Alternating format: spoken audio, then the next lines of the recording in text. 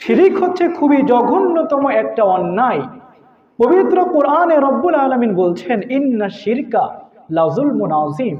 পৃথিবীতে অনেক অপরাধ আছে, তবে আমি আল্লাহর দৃষ্টিতে সব থেকে বড় অপরাধ হচ্ছে আমার সাথে কাউকে অংশীদারিত্ব স্থাপন করে ফেলা।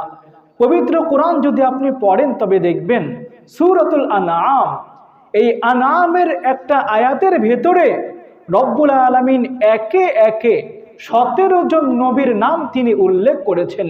জোরে আওয়াজ করে বলেন, কতজন নবীর নাম? 17 জন নবীর নাম তিনি ধারাবাহিকভাবে একে একে উল্লেখ করলেন। এই 17 জন নবীর ভিতরে আছে হযরত ইসহাক আলাইহিস সালাম, ইয়াকুব আলাইহিস সালাম, নূহ আলাইহিস সালাম, ইউসুফ আলাইহিস সালাম। এরকম পর্যায়ের সিনিয়র পর্যায়ের নবী যারা, রব্বুল আলামিন এমনভাবে 17 জন নবীর নাম তিনি ধারাবাহিকভাবে উল্লেখ করলেন। কতজন নবীর নাম? 17 জন নবীর নাম উল্লেখ করার পরে রব্বুল আলামিন বলছেন, ওয়ালাউ আশরাকু, আরে এই 17 জন নবীর মধ্য থেকে কোনো একজন নবী যদি আমার সাথে কাউকে অংশীদারিত্ব বানিয়ে নিত, তবে তার আমলকেও আমি আল্লাহ পাক নষ্ট করে দিতাম। চিন্তা করে দেখেন, নবীদের কথা আল্লাহ বলছে যে ওই 17 জন নবীর মধ্য থেকে কোনো একজন নবী যদি শিরিক করত, তবু আমি দেখতাম না সে নবী কিনা, সে কেন আমার সাথে অংশীদারিত্ব বানালো, তার সমস্ত আমলকে আমি আল্লাহ পাক নষ্ট করে দিতাম। এমন কি আমাদের নবী, যার আগেও কোনো গুনাহ নাই, পরেও কোনো গুনাহ নাই, আমাদের নবীকে উদ্দেশ্য করে আল্লাহ বলেন, লাইন আশরাকতা, নবী যদি কখনো কোনোভাবে আপনি কাউকে আমার সাথে অংশীদারিত্ব বানিয়ে ফেলেন, লায়াহবাতান্না আমালুক, তবে আপনার সমস্ত আমলকেও আমি আল্লাহ পাক রব্বুল আলামিন নষ্ট করে দিব।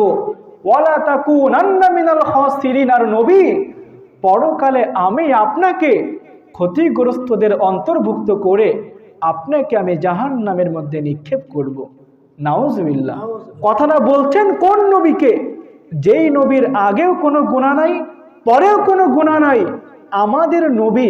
সেই নবীকে উদ্দেশ্য করে আল্লাহ বলছে, নবী লাইন আশরাকতা, যদি কখনো কোনোভাবে আপনিও কাউকে অংশীদারিত্ব বানান, তবে এই ক্ষেত্রে আমিও আপনাকে ছাড় দিব না।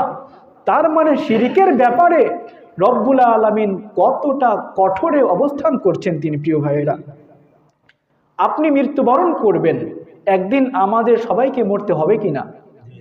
সবাইকে আমাদের একদিন মরতে হবে।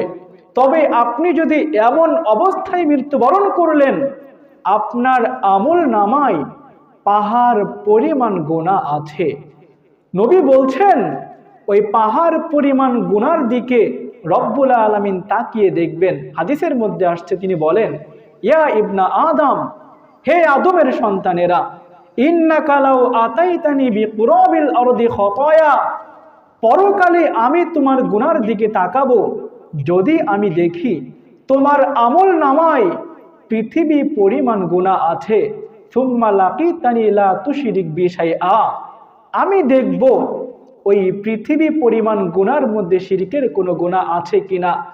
যদি ওই পৃথিবী পরিমাণ গুনার ভিতরে শিরকের কোনো গুনাহ না থাকে, লা আতাইতুকা বিকুরাবিহা মাগফিরাতান, আমি আল্লাহ পাক রব্বুল আলামিন তোমার ওই পৃথিবী পরিমাণ গুনাহকে মাফ করে দিয়ে আমি তোমাকে আমার জান্নাতের মধ্যে প্রবেশ করিয়ে দিব।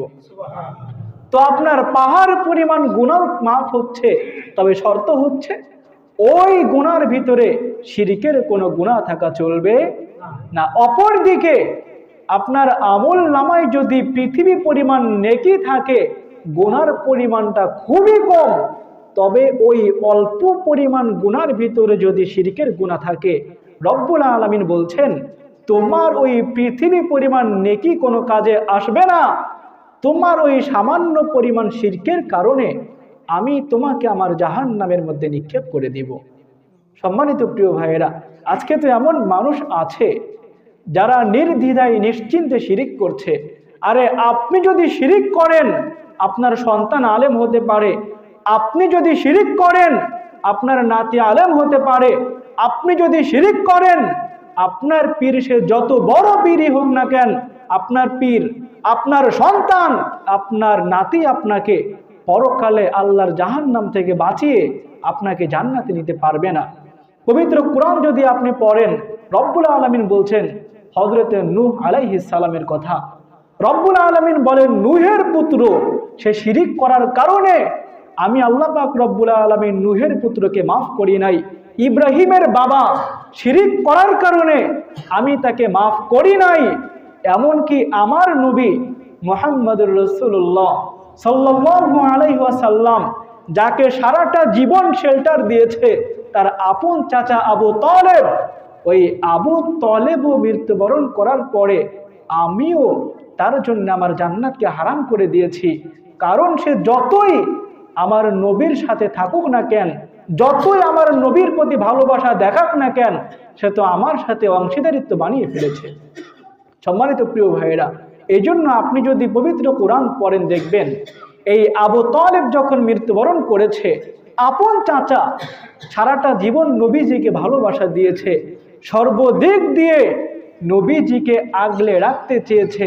এই চাচা যখন মৃত্যুবরণ করেছে নবীজির তো মায়া লাগে। নবীজি চাচার জন্য দোয়া করছে।